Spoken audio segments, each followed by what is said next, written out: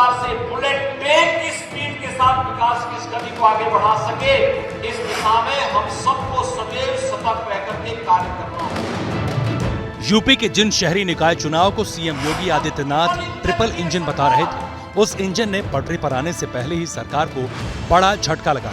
Allahabad high court की लखनऊ खंडपीठ ने यूपी के शहरी निकाय चुनाव में ओबीसी आरक्षण को रद्द कर दिया है। ओबीसी आरक्षण के बगैर ही फौरन निकाय चुनाव कराने का आदेश दिया। हाईकोर्ट ने ओबीसी आरक्षण पर यूपी सरकार की दलीलों को नहीं माना। शहरी निकाय चुनाव में ओबीसी के लिए यूपी सरकार ने ही आरक्षण तय किया था। अब हाईकोर्ट से ओबीसी आरक्षण रद्द होने के फैसले से यूपी की राजनीति में भारी हलचल मच गई। विपक्ष के नेताओं ने योगी सरकार पर ताबड़तोड़ हमले कर दिए।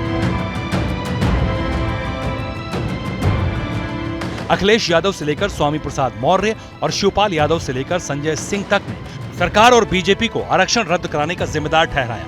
अखिलेश यादव ने तो कहा कि अब बीजेपी दलित आरक्षण भी छीन लेगी।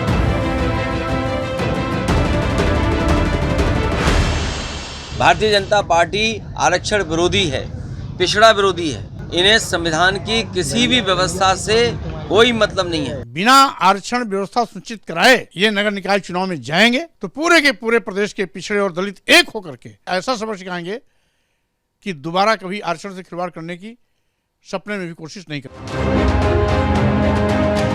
यूपी में ओबीसी आबादी चुनाव में एक बड़ा फैक्टर रही है। यूपी में ओबीसी की कुल आबादी करीब 43% है, जिनमें सबसे ज्यादा 10% यादव है, जबकि 5% कुर्मी और 5% मौर्य हैं। ओबीसी को साधने के लिए बीजेपी यूपी में चुनावी इंजीनियरिंग भी कर चुकी है और उसके नतीजे भी बीजेपी को अच्छे मिले थे।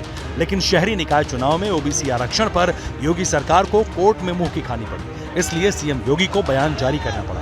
बोले, ट्रिपल टेस्ट के आधार पर ओबीसी को आरक्षण देंगे। आरक्षण के बाद ही नगर निकाय कराए जाएंगे।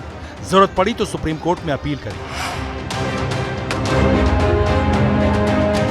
ऐसा लग रहा है कि ओबीसी आरक्षण के चक्कर में सरकार फंस गई। यूपी में कुल नगर निकाय 762 हैं, जिनमें नगर निगम 17, नगर पालिका परिषद 200 और नगर पंचायत 545 है। शहरी निकाय चुनाव में ओबीसी आरक्षण रद्द होने से योगी सरकार के सामने ऐसी समस्या खड़ी हो गई है, जिस पर मंथन के लिए मीटिंग पर मीटिंग हुई। इतना तो तय है कि बीजेपी ओबीसी आबादी को नाराज करने का जोखिम नहीं उठा सकती।